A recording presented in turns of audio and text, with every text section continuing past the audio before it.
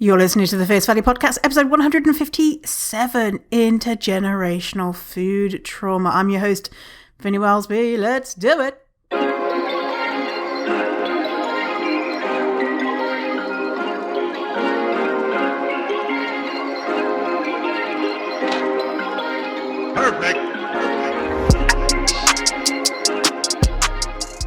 Hello, welcome to this episode. Guess what? We have a guest, a VIP guest. My mum. Oh my God. Mummy Wellsby is on the show. Yeah.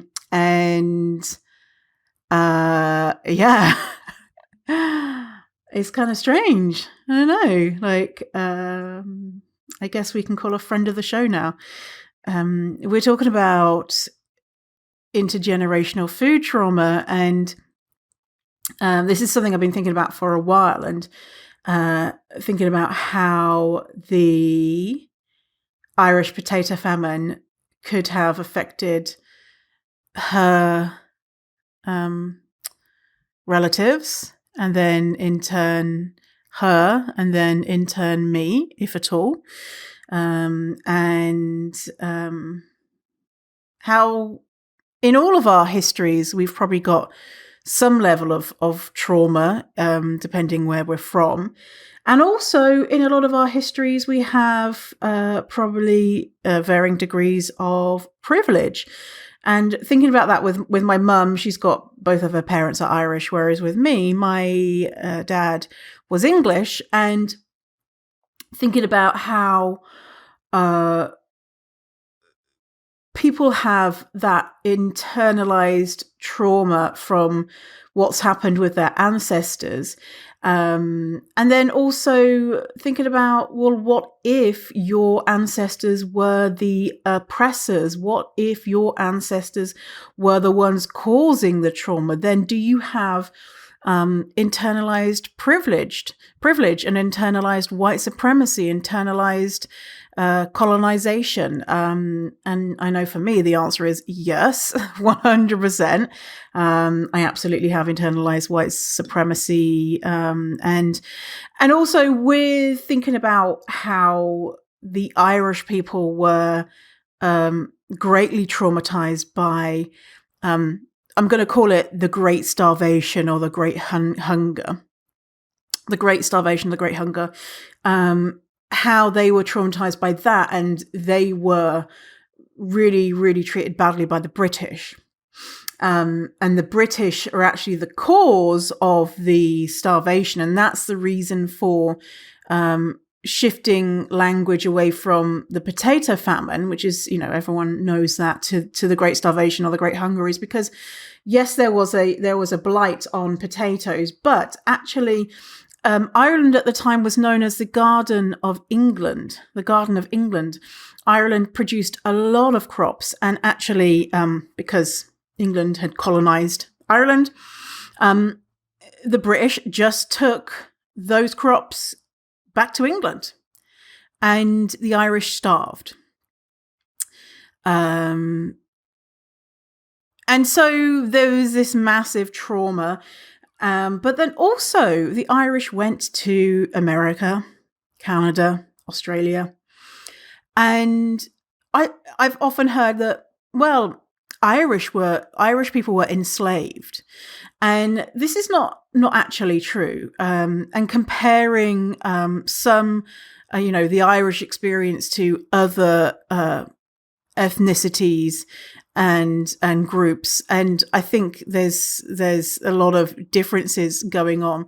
The Irish were often indentured servants, and so indentured servants meant that they had a certain amount of time that they had to be a servant, and then after that they were free to do whatever, right?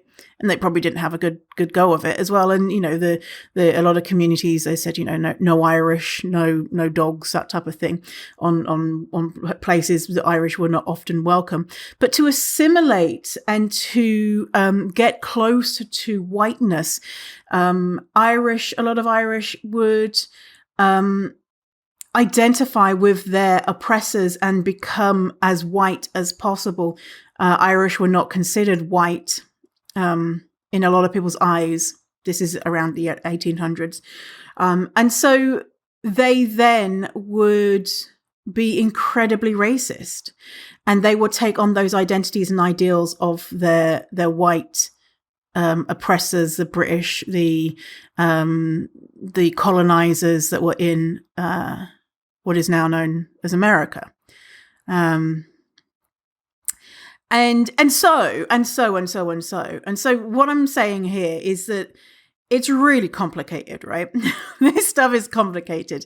And, how much trauma could have been passed down to me from the Great Starvation, and how much violence and white supremacy and colonization and those ideas being a part of my DNA also. And I'm sure that's for a lot of people too. A lot of people, they know their heritage or is where their families are from. And even that is a privilege in itself for people who come from enslaved Africans.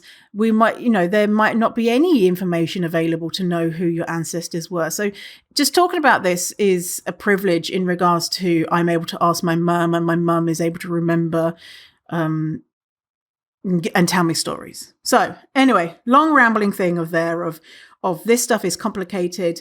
The Irish were not angels, alongside any white people. And also the Irish experienced a ton of trauma.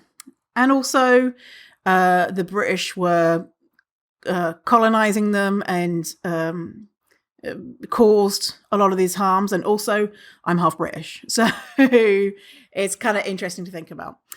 So let's start in, and we'll welcome Mummy. And by the way, I was like, oh, shall I just, I call Mummy and or Mer, M-E-R, which is just a name we made up. M-E-R doesn't mean anything. Well, I guess it means C in French. But I was like, yeah, I'm just going to call Mummy. I'm not going to try and impress people by being like, yes, hello, Mum, or Mother, or whatever. In Ireland, a lot of adults, everyone, most people call their mums Mummy. Okay, so I don't want you to think I'm like some I don't know what you think. You probably maybe you call your mum Mummy or not. Yeah, so anyway, let's welcome Mummy. Welcome Mummy Wellesby, Sarah McLaughlin, to the Fierce Fatty podcast. Hi Mummy.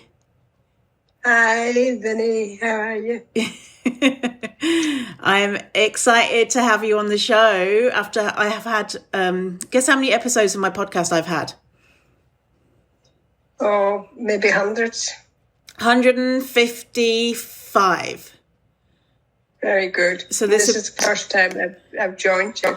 I know. So this will be, I think, 156. So I'm excited because I've been thinking about this intergenerational trauma, and we were talking about it because we talk every week on Sunday, and we were talking about it, and I was thinking, because obviously you're Irish and I'm half Irish, Daddy was English, that how the potato famine could have influenced our ancestors, if at all, and therefore influenced us.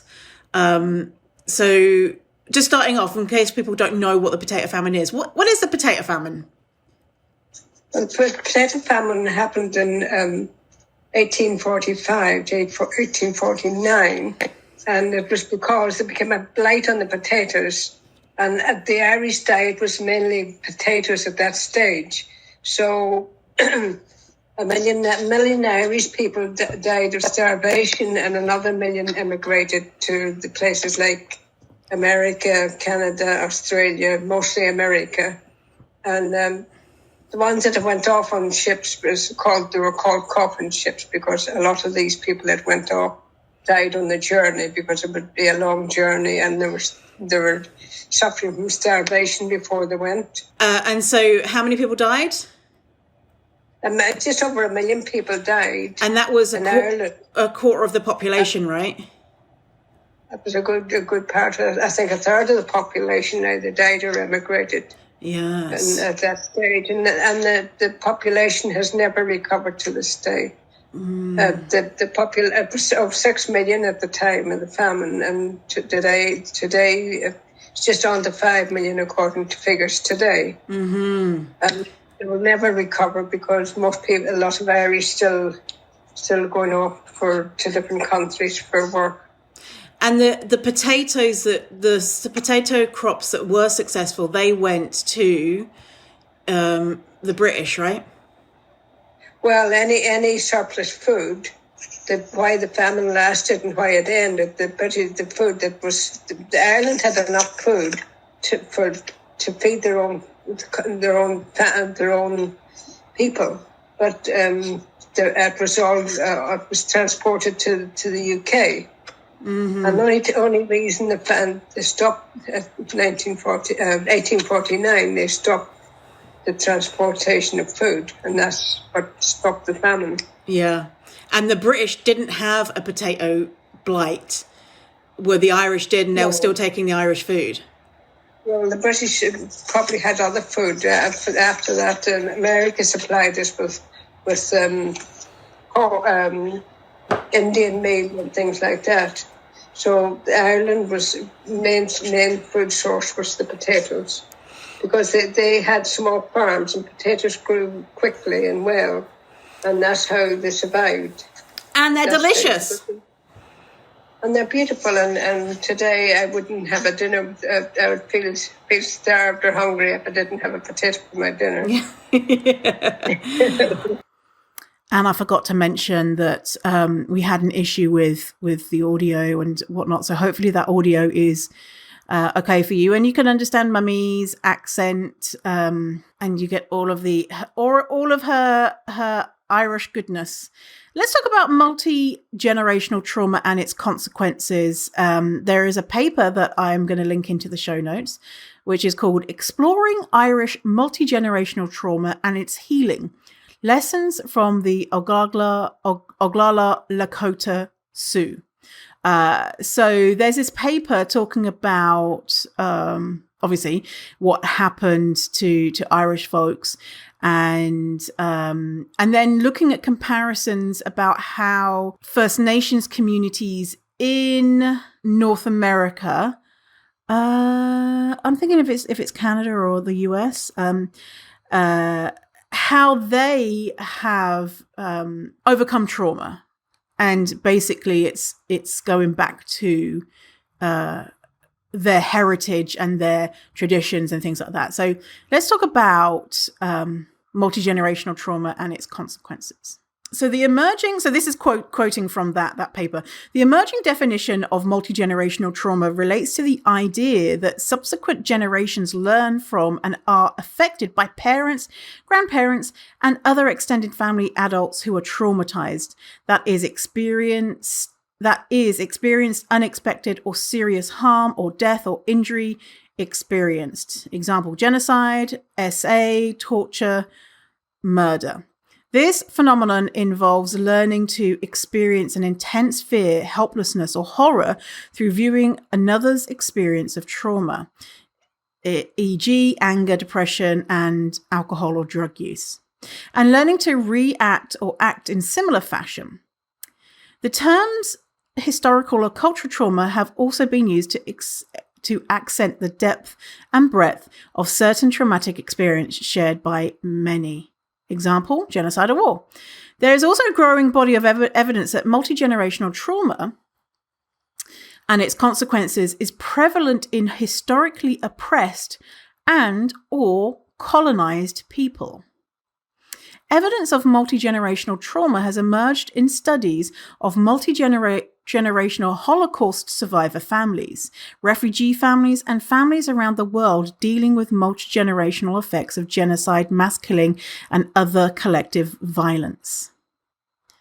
Levine, 2001, reports about a number of Holocaust family studies with several recurring themes, including chronic and severe depression, disturbance in memory and cognition, feelings of guilt marked by anxiety, and sleep disturbances. More recently, Wickbeck et al. Found that American Indian parents indicated high levels of anger and depression directly attributed to multi-generational trauma, historical loss. Indeed, Stone noted that conceptualizing individual problems with historically oppressed and or colonized peoples through the multi-generational trauma lens is key for helping with successful healing. Something that I have found very, very interesting is finding out something about my great-great-grandmothers. So let's talk about that next. So something that you told me the other day, and I was flabbergasted and so just happy and excited, was that I've always thought that our family are pretty straight size. Like there's not really many fat people in our family. And you told me that both your grandparents, the grandmothers, were both supersize fat people. Were both very fat people. Well, they mightn't be supersized, but they were fat. But you mentioned very, very fat, right? They were, yeah, you could call them. Both of them were very fat. Yeah, but. I don't know about my grandparents, my grandfathers, because they had died before I was born. So I don't even have any photographs of them or anything. Yeah. But then I was like, oh my God, that is so cool to know that my great grandmothers were fat and were fat, and to know that they had been around way closer to the famine, and they had survived, and their survival, thinking about that, like how much their fatness protected them, whether they were fat during the famine or their parents were fat or whatever, but that gene for fatness was probably turned on, or genes, to help their bodies survive. What do you think about that? There was another gene that I learned about today. Yeah. The gene, the mutation of the gene 282Y at the cause that changed. That's 85% of Caucasian white people. White people have a thing wrong with this gene, and the link between that gene and our family is hematomacrosis. And hematomacrosis is iron overload. And because people, it probably helped some of the Irish to survive, because having good blood supply carries food to, is good for your breathing and carrying food around your body and all the rest. So that was a saving link. It's caused a curse now because of hematomacrosis. Causes so much damage, and unless people know to get it checked out, as an Irish, they call it an Irish curse, this disease. And as I say, a lot of Irish, but it's in our family. I'm a carrier. My brother has it, and he has to get get blood taken every so often. Otherwise, it's damaging to all his organs in the body. Yeah. And something that, you remember when I was on that TV show, they did genetic testing on me, and I said I didn't want to know the results.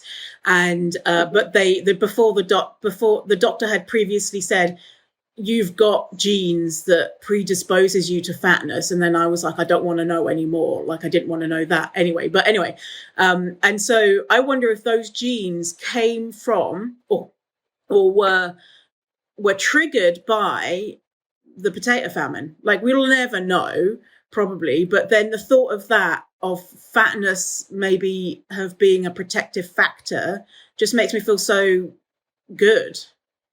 Yeah, well, I think starvation causes your metabolism to change. So your metabolism slows down if you're starved to protect your body. Yeah. So maybe that affects your genes overall eventually. Yeah. Maybe it changes you. I don't know. I'm not a scientist or anything, so I don't know. Yeah, and but as I said, your body will slow down And it affects your thyroid system, which is another thing that we're all suffering from. Okay, so we want to play a clip here from Maeve Peoples, who discusses the phenomenon of intergenerational trauma that exists in Ireland today and its effects dating back to the Great Starvation of 1845. And this is taken from a full documentary. So this is a clip that's 3 minutes long. And The Art of Peaceful Revolution on YouTube has taken this smaller clip from a larger video. And so if that is of interest to you, go to the link in the show notes. And you can find the link for this little video and then for the longer documentary too. To describe trauma, I suppose we'd look at it being a particular set of reactions to an event or stressors to an event that happens. And then intergenerational trauma is something that transmits across multiple generations. And the psychological impacts of the Holocaust transmit through to first, second, and now third generations. So they're proving that what happens in one generation can have a cascading effect down through other generations. There's a new field of research, it's called epigenetics, and it's studying what we're made up of. And we're not completely determined by our genes. Emory University in 2013 did a study in relation to mice. So the mice were trained to receive a shock when they smell cherry blossoms. And then 3-4 generations of mice later, who had never been exposed to the experiment, they were also still in fear of the smell of cherry blossoms, so that while they had no direct contact with the study, it still passed through them that sense of fear. So if we look at the groups of people that are affected by the famine, the main groups are obviously the people who died by starvation and diseases. The next group is the people who were left behind, who had to witness the events. And then there's the group of people who emigrated. They had to leave Ireland. They had no option but to go somewhere else. So the people that were left behind, they suffered what was quite commonly known as bystander guilt. The people who emigrated to America, Canada, to England, they had to adjust to leaving behind their life in Ireland. There was what was often called an American wait at the time of the famine. When you left Ireland, you didn't get to come back again, so you didn't get to see your family again. So you were leaving everything that you knew behind and moving to start life in a new country where you might not have known anyone and everything was very different for you.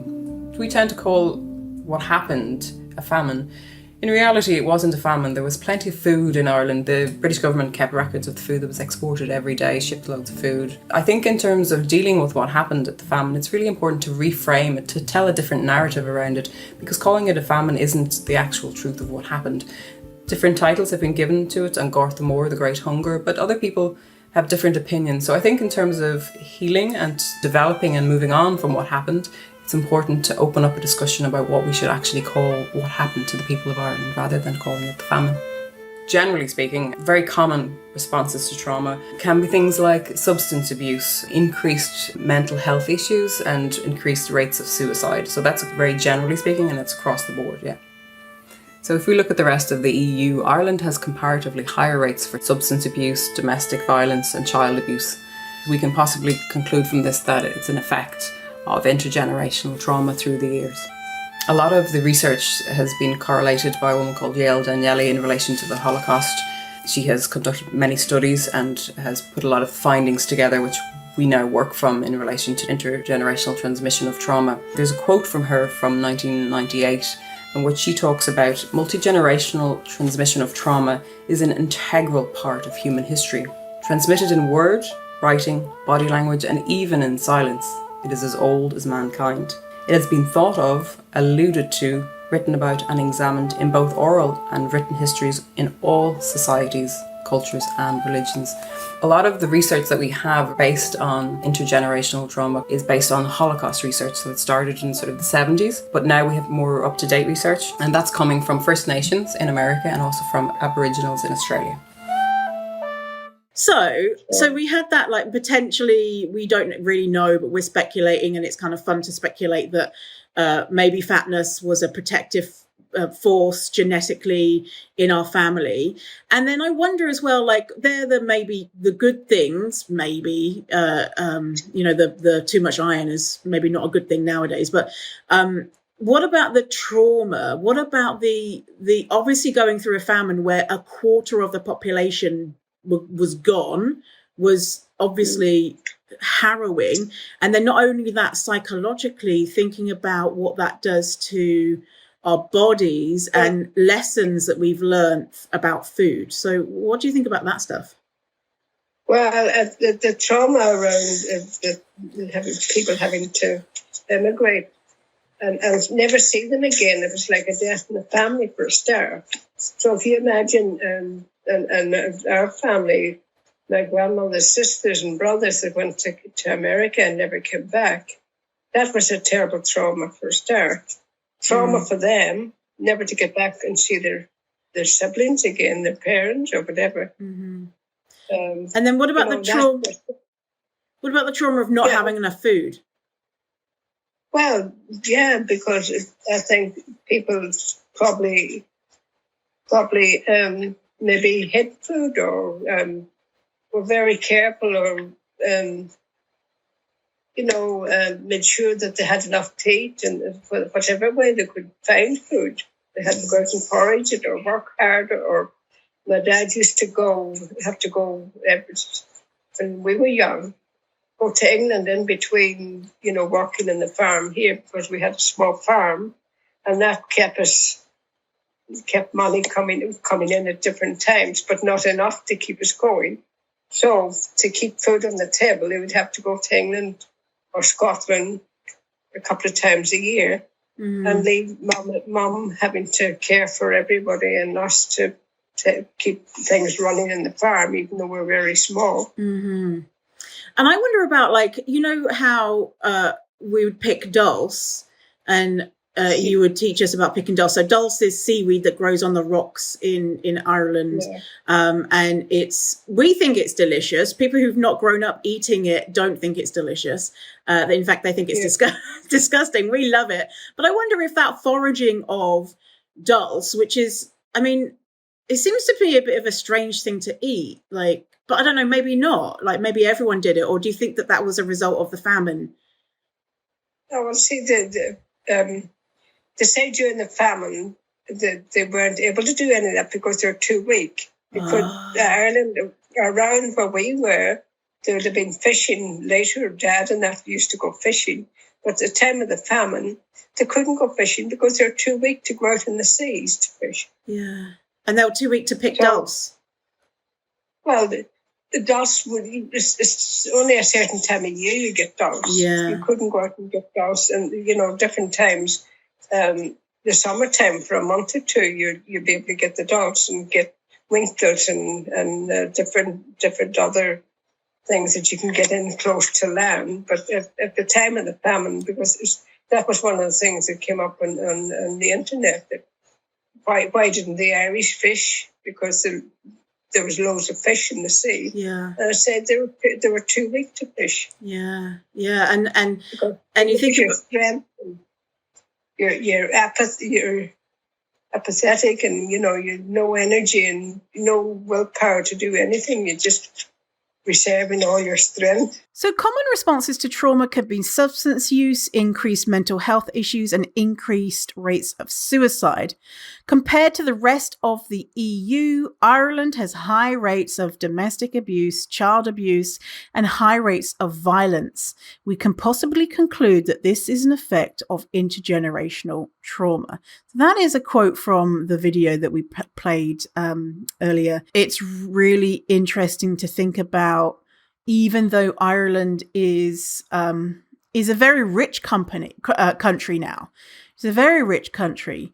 And does well in regards to healthcare and life expectancy and things like that. But still, we have high rates compared to the rest of Europe for mental health, substance use, suicide, domestic abuse, child abuse, and violence. There is a book that talks about this stuff, and it's called It Didn't Start With You by Mark Wolin. And I am going to read a little section here for you. So this is a summary written by Alyssa Burnett. Again, link in the show notes. And this section here is called Trauma and Genetics. If you have a fraught relationship with your parents or grandparents, inherited trauma might be one possible explanation. That's because the impact of trauma isn't limited to our emotional connection with our families. It can affect our biology as well.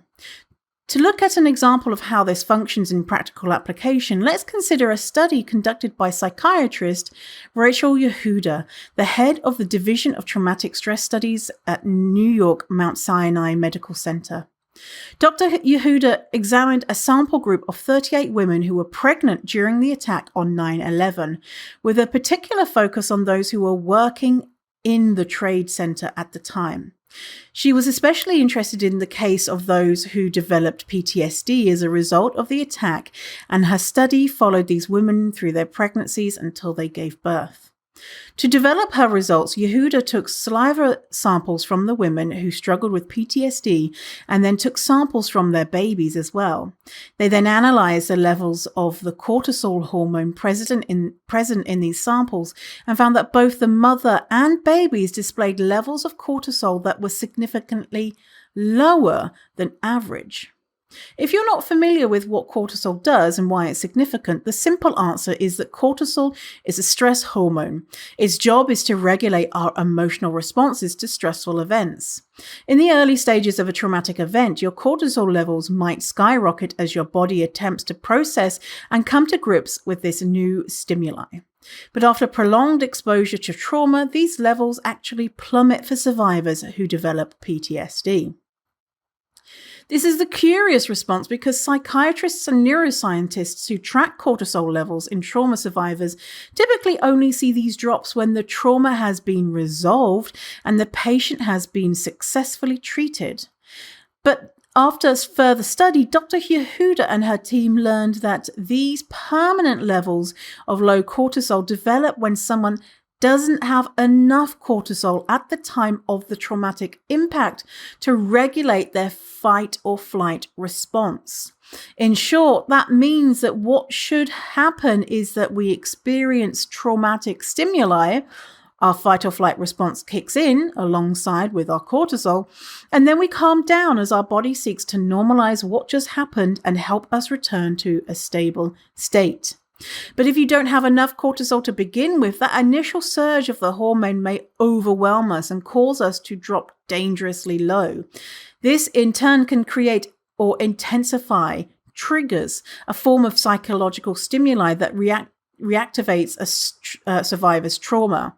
Although these triggers don't have to be inherently threatening, they are intrinsically connected to a traumatic memory, and being triggered can cause survivors to relieve their trauma all over again or be overwhelmed by intrusive thoughts.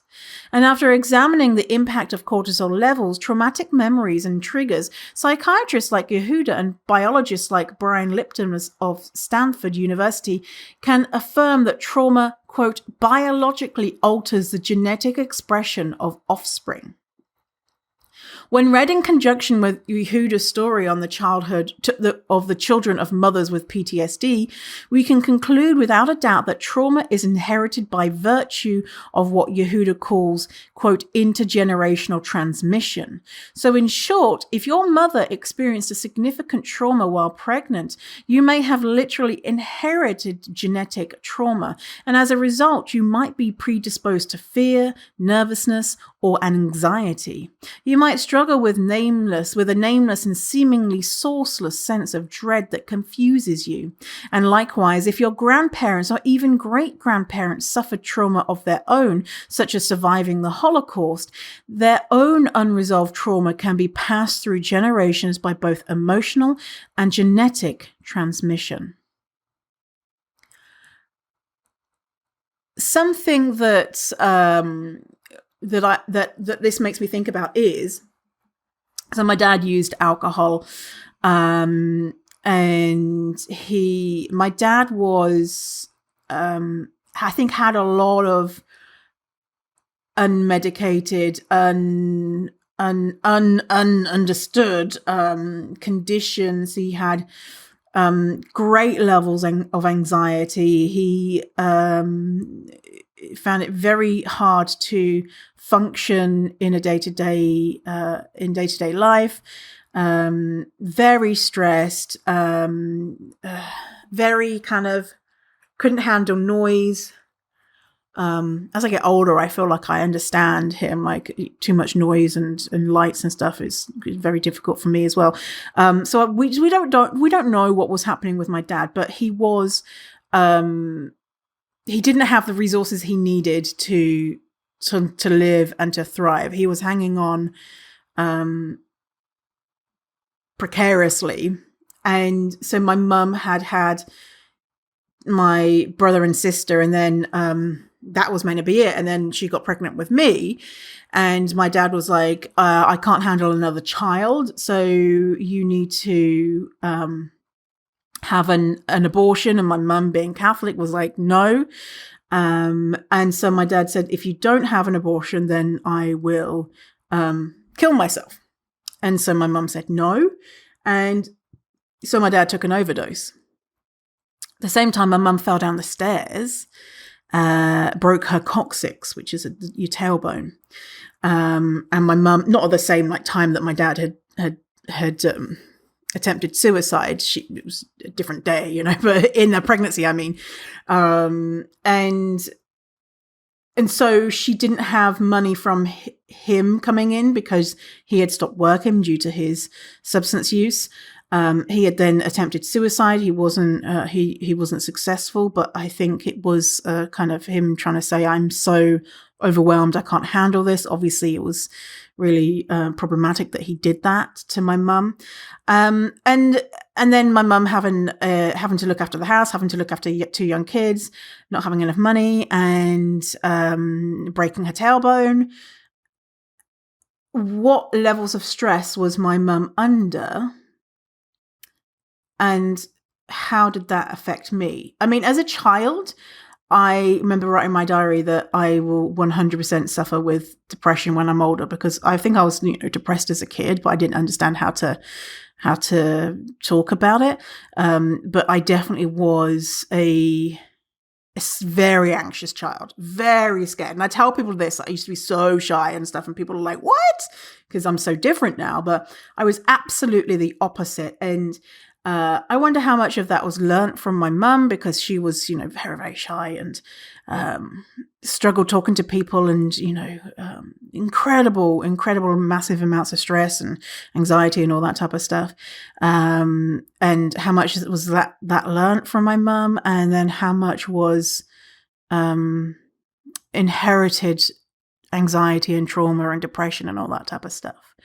Who knows? Or maybe it was just totally out of the left field, and it had nothing to do with my mum, and it had nothing to do with my dad, because obviously then my dad had all those other influences. But then if we're thinking about how mother and baby, how that link there it's really interesting. And also, like, if you are pregnant or have had children and you were stressed at the time and thinking, oh God, I fucked up my kid, like, everyone fucks up their kids. No one is going to be perfect. And also these things, the predisposition to these things, and is interesting to think about, that it doesn't necessarily mean that the child's life is going to be terrible. It might mean that there's more barriers. Like, if you think like with me, I have had a number of barriers through my life, but also I've had a number of areas of privilege. For example, being white. Being in Canada, being able to access therapy, things like that, right? And so my mum going through that and me going through stuff in my childhood didn't mean that my life was automatically, terrible, fucked up, whatever. It happened to be that whatever luck, some other genetics that made me resilient, and unearned privileges like my skin color meant that I am able to thrive now. Okay, so let's talk about poverty and food insecurity. I went through poverty, but more when I was married, because of circumstances. Oh, really? Well, because when we lived in Peterborough, we lived from week to week or day to day. Really. So for the listeners, Peterborough is the place that I grew up and where we lived for when we brought the family up. Well, I think I went through more poverty there than I Really? did growing up at home. Wow. Because my dad had a farm and he worked really hard and he grew a variety of crops, and we had cows and we had milk and butter, and Mum made the bread, and we had a variety of things. So I never felt, well, I was growing up, even though Dad had to go away to do extra work, and we had to work a wee bit harder. As children, we had to go out and work in the fields. But I don't ever remember us being hungry. We may not have a variety of food. We had good food, even though we didn't have a variety of food. Mm-hmm. But growing up and living in poverty in Peterborough, from day to day, I used to have to sit there at the beginning of the month and work out how much money I would have left over for food after paying the bills. Mm-hmm. And it was very little. Yeah. And so that was, I think, any problem arising about food probably came from that more than what I experienced at home growing up. So Feeding America talks about the child hunger and development. So this is what they say about it. For children, food insecurity is particularly devastating. Not having enough healthy food can have serious implications for a child's physical and mental health, academic achievement, and future economic prosperity. Notice how they put healthy food in there. I mean, it can be any food. And not having enough food. But I guess, someone is malnourished, can be malnourished and also have food.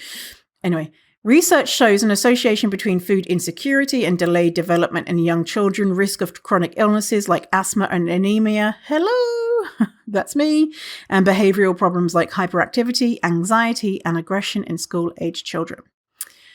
When I was looking at this, like the outcomes of food insecurity on children, the number one thing that came up with a lot of people was, a lot of sources said that fatness, they use the O word, was an outcome, and a negative outcome. They were positioning it as a negative outcome, and I wonder if that is a negative outcome. Previously, I would have said, yeah, because I hated being fat, obviously. But was my fatness a result of food insecurity, and also my mum saying, don't get fat, don't eat too much, whatever.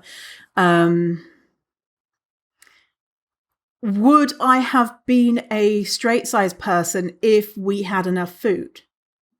But then again, even if we did have enough food, then, my mum would still have had that message, don't be too fat, don't eat too much. Or maybe that would be enough, that would be enough for her to have been straight-sized. Who knows? The rest of my siblings are straight-sized. So, I mean, it's all these thought experiments. And when I'm thinking about food insecurity, I am thinking about manufactured food insecurity for other people. So not everyone is going to have the same experience as I did. And some people are going to have, obviously a lot worse experience than I did. But I think about in diet culture, in fat phobia, how many people have grown up without access to food, even if their cupboards were stocked full. I'm thinking about the parents who put their kids on diets, the parents who locked up food, who wouldn't let their kids have food. And that similar or even worse than what I went through? Because if the cupboards were stocked full and my mum said, you can't have the food, what type of mindfuck would that be? There was that sprinkling of you can't have the food, but when the food came in the house, we would be eating it, right? Imagine if the food came into the house and it was like, no, you can't have it. That would be a mindfuck. And I bet you a lot of people listening have had experiences like that, where their parents have told them what they can and can't eat in a diety fat phobia type of way. So I wonder how that has affected people. Because that must be a really a big breakdown of trust, especially if you were hungry. Okay, so going back to that paper, multi-generational trauma mechanisms. Okay, so quote, especially related to seminal cataclysmic traumatic events, example, genocide, each successive generation may experience and act out their own trauma, example, poverty, alcohol use, domestic violence, rural isolation, and this is from Stone 2003. Thus, each successive generation of new parents can inadvertently re-traumatize their children. Ongoing oppression and poverty increase vulnerability to trauma, yet multi-generational drug and alcohol use and other chronic mental health problems may persist regardless of socioeconomic level. Stone and Levine discussed the long-term effects of trauma as systemic and multi-generational, with continued themes of exaggerated and conflicted feelings of anxiety, panic, and depression in subsequent generations. Both authors noted that re-traumatization reaches across several generations. In a recent study, Whitbeck et al. Found that such trauma can be found several generations after seminal traumatic events. Example, traumatized American Indians referencing the devastating effects of the 1819 Wounded Knee massacre on their families 110 years later. Yeah. And with the colonization of Ireland, that trauma is raw. It is raw. If you've been to Ireland and to the north of Ireland, and also Northern Ireland, which is a part of the UK because that area is still colonized, if you know anything about the Troubles, which is the Catholics and the Protestants, which is what it's seen as, Catholics against the Protestants, but it's fueled by Protestants. Not all. This is, the general sweeping idea. The Protestants aligning with colonizers, the British, and wanting them to stay, and the Catholics saying, no, this is our Ireland, they need to leave. They still haven't left. I was brought up Catholic. And so you can see where my bias stands. But many Irish say, we want you here. The British made Ireland better. My opinion is they didn't. There might have been some, some benefits, but I mean, it's fucked up an entire multiple generations of people, even to the point where my talking to Irish friends, they wouldn't date outside their religion. So you wouldn't marry a Protestant girl if you're brought up Catholic. They will have schools which are Catholic schools and Protestant schools. They'll have towns that are Protestant and Catholic towns. You can go through and you'll see towns where the sidewalks, the pavements, the curbs are painted in red, white, and blue, which is for British, and others where it's green, white, and gold for Ireland. And so whole areas, and this is not all of Ireland. In the north is where it's the most dramatic. You'll see houses painted with slogans for the IRA, the Irish Republican Army, which is a terrorist organization, which was on the Catholic side of things. So this is raw, and we're in peacetime, but still it's there, and this is stemming back from the British colonizing Ireland. So let's talk about body image. So before we start this clip, just before, and I'm not playing it, my mum was telling me the story about how I said, did your parents ever tell you to lose weight or anything, or say that fatness was bad? And one of her core memories was her dad telling his niece, my mum's cousin, that she should go on a diet. So she was visiting, and apparently my granddad thought that her body was too big and she should go on a diet, and she did. So that's what we were just talking about. Was that the first exposure, you think, that you had to that anti-fat rhetoric? I don't think so, because just today I was thinking about when I was at school, and once a year they used to do sports day, and I came in last, whatever race I was in, I came in last. Aww. And I remember it was because I was fat that I wasn't able to run as fast. Aww. And I wouldn't have been very old at that stage, but I don't think anybody made a big thing about it, but I felt bad about it. Yeah. And that's interesting. You said like, oh, it's because I was fat that I came last, versus maybe I wasn't the most talented runner.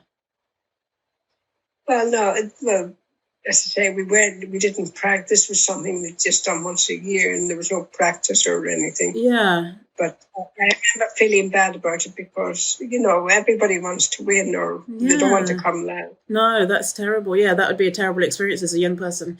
And then this is the thing that I found really interesting that I was saying before, is that there was a big shift from before you had television and after you had access to television. You didn't have television at home, but some of the more resource neighbours did. One of our relatives, a neighbour, had television, so we used to go and watch Top of the Pops and see all these skinny people and all this. So I think that influenced us a great deal. Yeah. Because we didn't have magazines. We were living out in the country, and there was no such thing as magazines. The only paper we got was the Farmer's Journal, and there was it was only cows and sheep and the farm machinery that was on that. Yeah, exactly. And so after being exposed to Top of the Pops and all of the thin people of that, would that be the 60s and the 70s?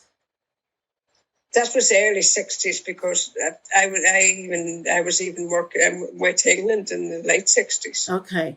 And then so then mid 60s. And so then what was your response? You decided that you were going to try and become thin. Yeah, I remember I probably even started maybe taking notice of the opposite sex and wanting to be looking good. I remember having maybe a big feed of potatoes and then going out and making myself sick out up in the hill. Yeah. I did it a few times. I don't remember doing it for very long, maybe 2 or 3 times.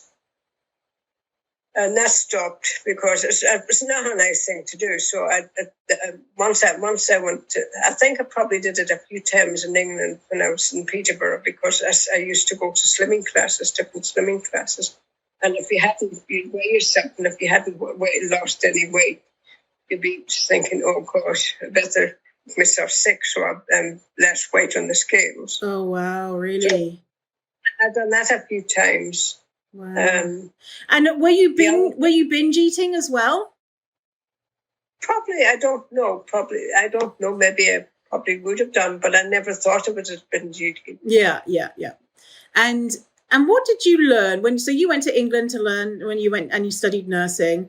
What did you learn from another nurse? A technique? Oh yeah, because it was all about body image, really, and one of them said, you can lose weight if you purge yourself. So I remember going into the chemist and getting this buying this chocolate type stuff that would help to purge you. And I've said to the chemist person, ask for my grandmother.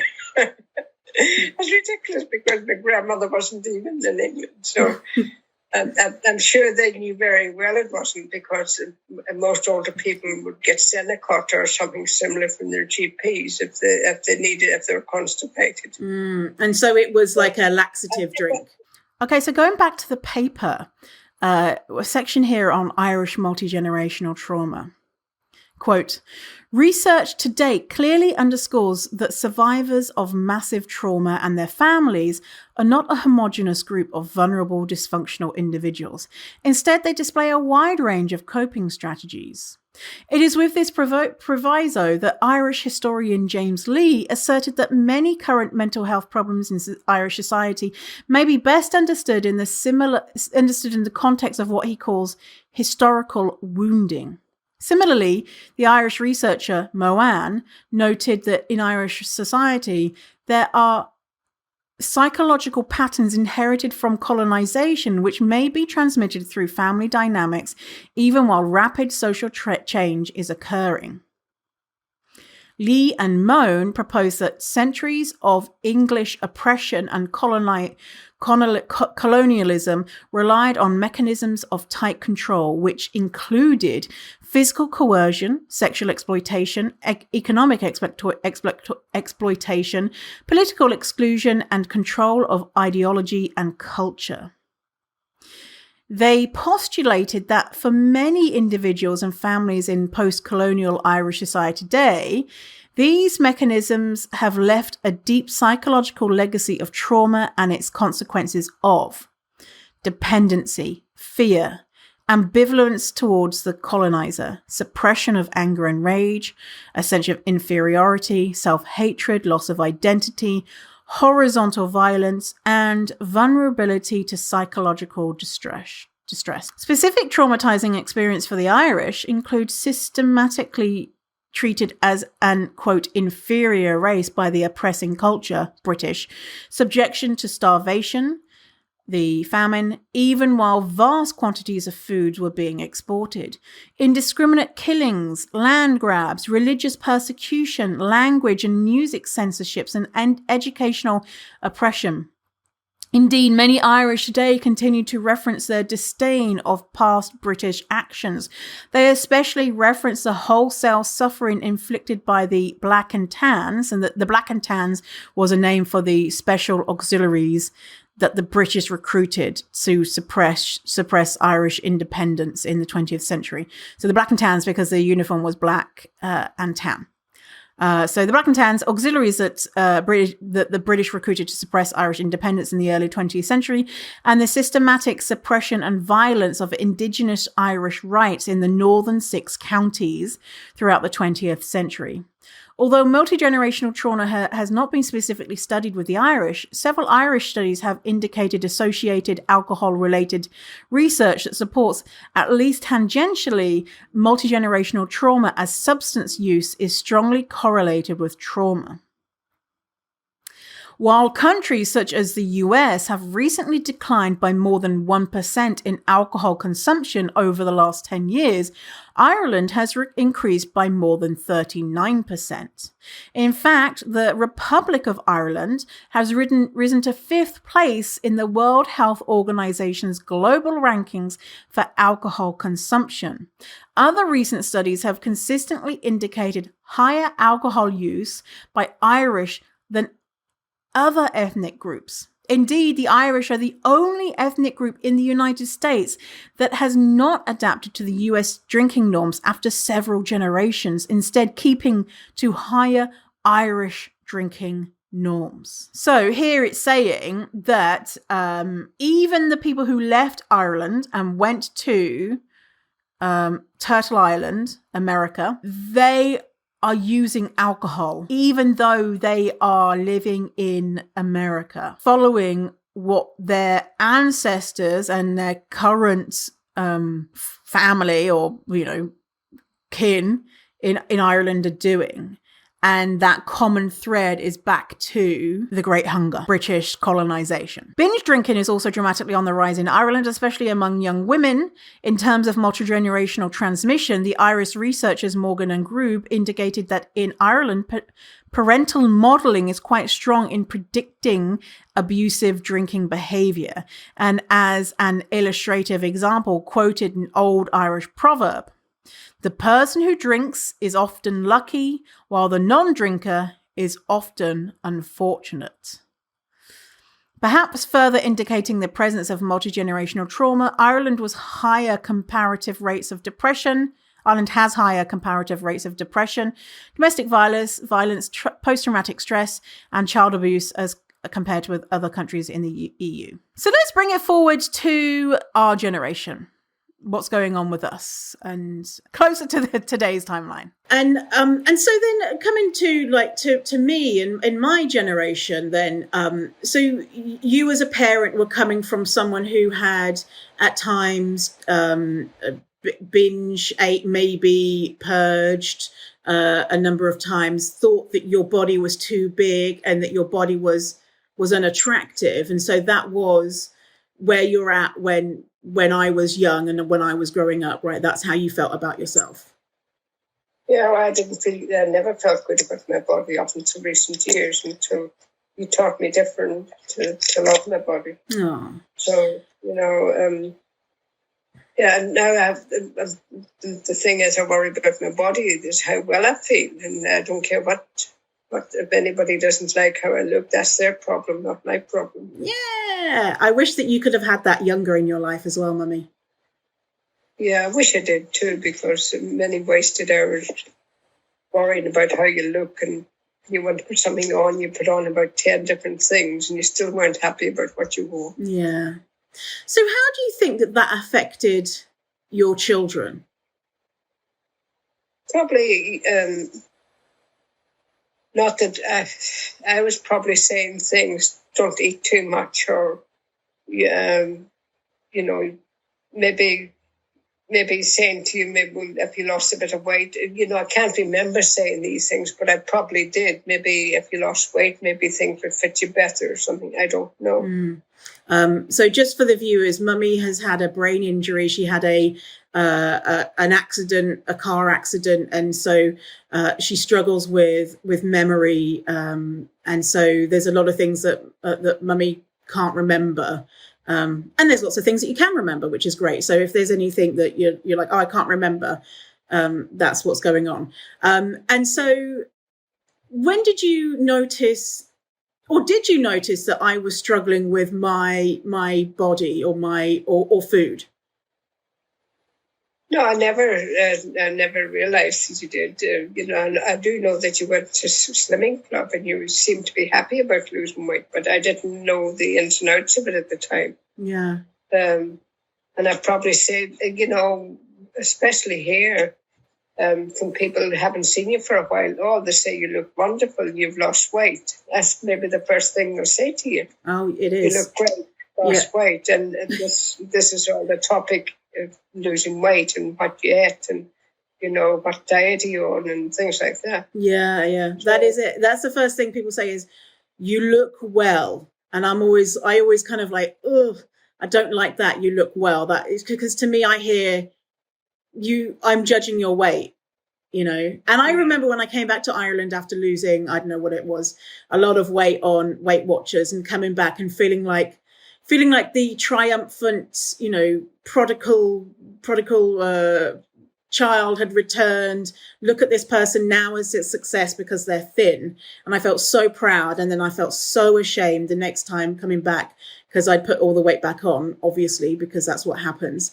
But it's interesting how you never noticed that I didn't like my body up until that point, and that I was an adult then. I think we probably we're very good at hiding what's going on within us, Yeah.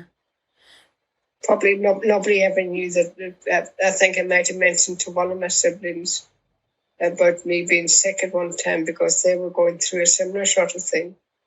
Mm. And as I say, they're saying about not to be doing it. And, but nobody else of the rest of them have never ever spoke about it. Yeah.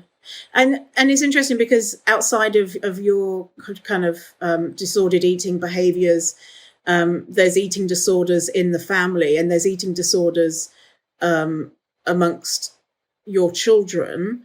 And I think about like the genetic factor of being predisposed. And I found, when you were talking about how you were, your eating disorder behaviors, I'd never known that you'd done those things. And I was like, wow, that's so interesting that, I had my eating disorder experiences and behaviors.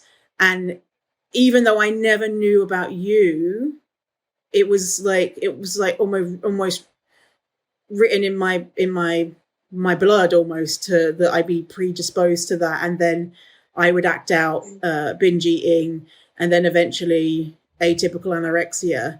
And something that I think about a lot is the fact that you mentioned that we lived in poverty, and the fact that, you know, you were budgeting to see if you could buy food at the end of the month and all that type of stuff.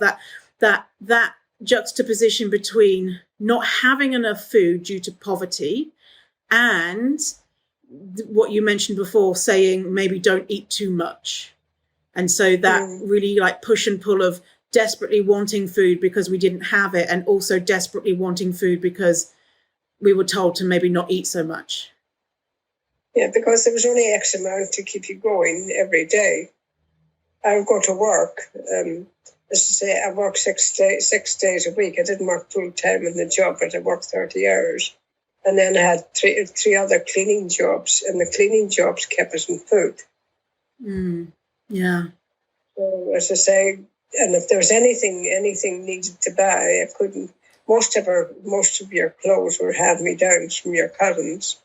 And then I would have to wait to the very end when you said a new school year and had to buy a new uniform. I had to wait for the children's allowance to come in, and there was hardly anything left in the shops to buy. And they used to have to go to the likes of Pounds Thrift just to buy your uniforms and pretend I got them from somewhere else. Yeah. It was tough. It was tough. And I know that's like a big source of trauma. And now you don't live in poverty. Now you're middle class, probably. I don't live in any poverty. I've got plenty, and I've got a good house, and you know, I've got plenty of heating, and I've got money in the bank. But I'm still very careful. I wouldn't waste a crumb. No. And we joke about it, but Mummy likes to make soup from like leftover vegetables and stuff. And one day I caught her going through the the pile of stuff that was going out into into the fire or outside, you know, the organic stuff. And I'd put out some wilted salad, and you were picking through it and putting the salad into the soup. And I was like, "Oh God, that's disgusting!" And you were like, "Well, it's fine." I don't know. I don't even I put the potatoes in. I don't take the skins off, and I don't take the skins off the carrots because that's where all the goodness is. And you probably don't want to waste it, do you? No, I don't want to waste it, and I hate. You know, I have to hold myself back when my grandchildren come and have to leave stuff, and they don't want any more. I have to try and grin and bear it and put it in the bin because I don't want to cause them to have any eating issues. Yeah. Do you think that that what you did before, like when we were younger, caused us to have eating issues? I don't know. As I say, it's always finished your plate. But I think probably the most thing is there wasn't a lot left over because there wasn't a lot of food. There was only enough food for every day. Yeah. And you probably needed that and maybe more. Maybe that was the issue, that there wasn't.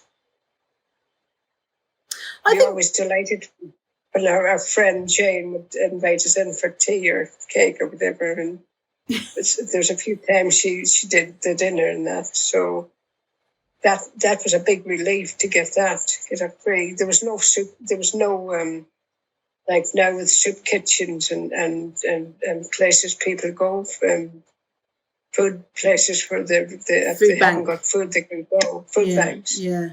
You know, so say there wasn't any of that. We got stuff from the church. You're very proud. You don't you got an odd thing from the church, not much. But sometimes they'd have the big companies would give them some leftover clothes, but we still had to pay for them. We didn't get them for free, and as I say, we didn't always get the first choice. People running and got the first choice, but that's the only time I ever bought anything. It was cheaper than you get in the shop, but you still had to pay for them. Yeah, I remember there's a butter. We got a few packets of butter at one time, but I don't remember anything else. Right. Mm-hmm. Yeah. And thinking about it, like now, I'm like, wow, for a family of 4, there was 4 of us, and then you, and then if Daddy was there beforehand, before you got divorced, 6 people, And Daddy wasn't working because he had substance use disorder, and he was using his money on alcohol, and so it was your wage as a kind of part-time cleaner working 6 days a week to feed 6 people, 5 people. And that's a tremendous amount of food that you would have to find, and being in poverty too, like. Yeah. Yeah, I remember the place I worked, the shop I worked, because somebody there was a company that used to come in with the sandwiches, and after a couple of days, they would have to be thrown out. And I used to rescue them and take them home, so they would get them to as pack-ups for lunch. They'd be out-of-date sandwiches. Yeah. I don't remember them, but I remember always being happy with our pack-ups, apart from when you gave us wagon wheels, because wagon wheels were disgusting. Well, they're probably cheap, Yeah. Or penguin bars or whatever. But, yeah. They're probably the cheapest ones to get. But I remember, I used to feel guilty about them, but they were being dumped. But I used to feel guilty about taking them, because if the boss knew I was taking them, I would be probably in trouble. But as I say, I used to, the other colleague that worked there used to say, "Well, take them," and they used to, especially for John's pack up. It's unbelievable, really, that you would get in trouble for taking sandwiches that were thrown out for your hungry children. I mean, unbelievable. Well, maybe they thought if you took that, maybe you'd steal other things. But maybe they could have paid you a fair wage, so you wouldn't have to go through the bins. Probably that was they probably paid what was going at the time. Yeah. But I remember going into the supermarket and seeing all these people with food trolleys, and me having to look at things and put them back down because I couldn't. I used to think, oh God. I used to feel so bad. Yeah. Well, like for me, I feel like the two messages of we don't have enough money to buy food, so there's not enough food, and also don't eat too much food because you don't want to be fat, and eat less food so that you can get thin. All of those messages were really confusing for me. And I think maybe if we had more money, and also maybe if by some miracle you were told that your body was amazing or something, then there might have been different outcomes for us. So let's take a look at the last quote here from that paper, The Famine Legacy.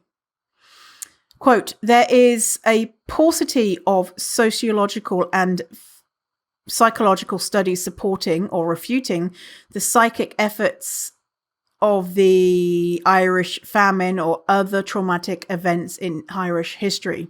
However, several influential and astute observers of Irish culture believe such a legacy exists, especially related to the famine. Cormac O'Grady, Ireland's premier economic historian, asserted that, quote, "The Irish famine was much more murderous, relatively speaking, than most historical and most modern famines, that is, lasted long beyond when the most general accounts are used to end it, and that its ravages reached all countries, classes, and creeds. Its enduring impact is reflected in a continued desire in Ireland to remember those things we ourselves never knew." The famous Irish-American writer Frank McCourt from Limerick, in referencing famine trauma, indicated that, quote, "In the racial unconscious of the Irish, there must be some demon tormenting us over food. And, quote, we are expected to suffer retroactively. We were told then and we know it now. The famine was the worst thing to ever happen to the Irish race. Oh, the psychological effects of hunger, how it breaks you, how it hinders any kind of emotional development."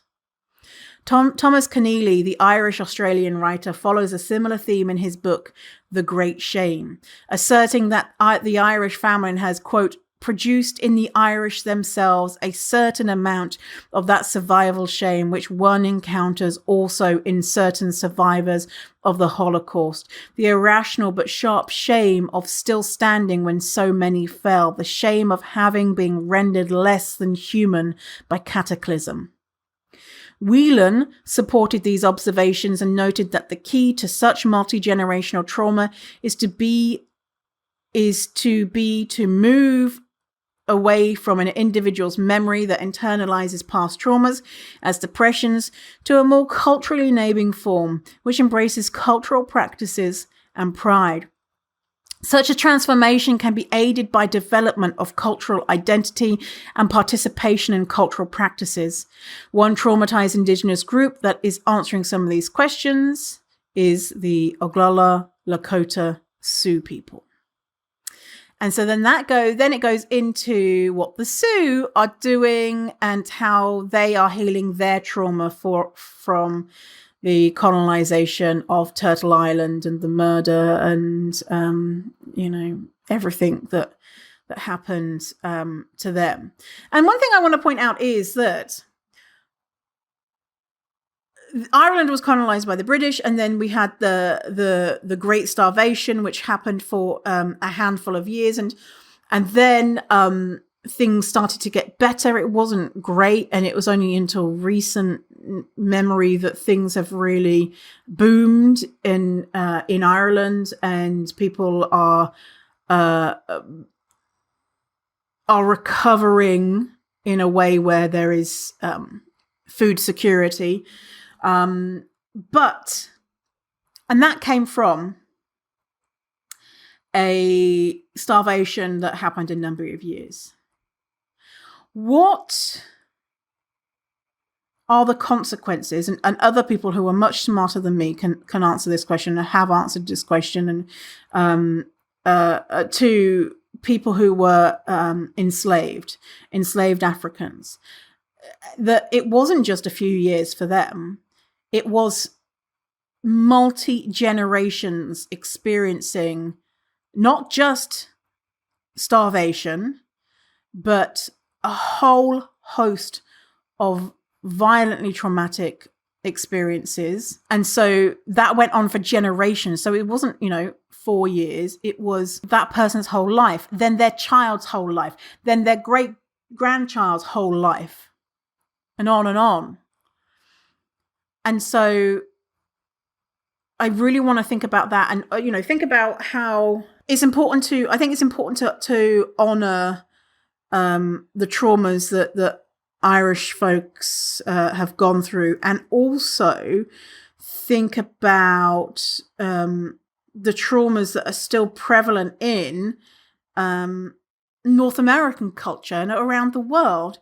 And all of it, both of those as an example, stemmed from white supremacy, stemmed from British folks believing that they were superior, Europeans coming over, including British, to Turtle Island and colonizing. So colonization, white supremacy, religion, and how by knowing that stuff, we're able to understand how we got here today. And I did an episode, a few episodes about religion and diet culture. We can't forget that the way that we are feeling today, if we're feeling certain ways, that more often than not, it comes from white supremacy. So if you're feeling shit about yourself, it's probably facets of white supremacy. And if you are a white person, that privilege, that internalized privilege, alongside not meeting up, not adhering to what white supremacy expects of you. So it's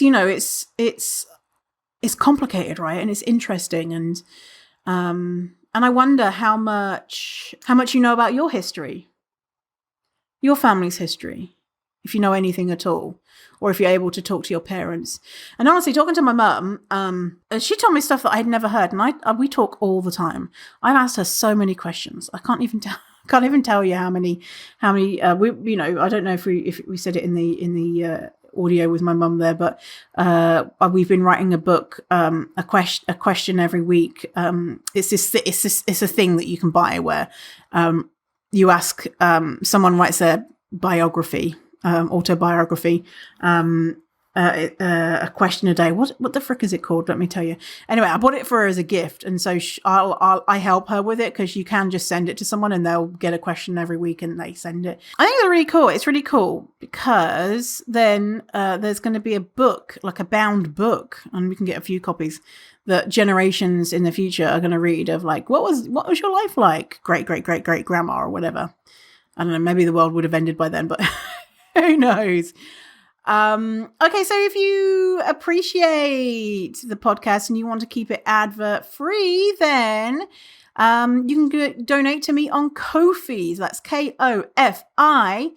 And you can go Ko-fi, Fierce Fatty. You'll find me. It's in the show notes if you would like to buy me a coffee for $5.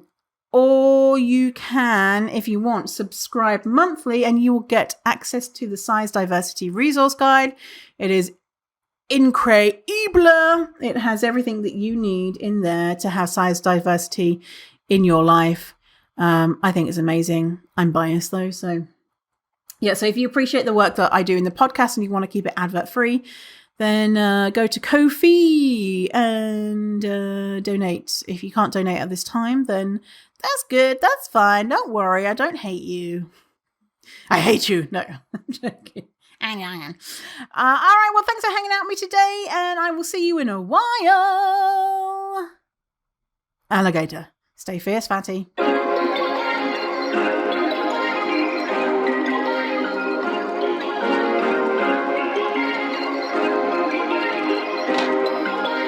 Perfect.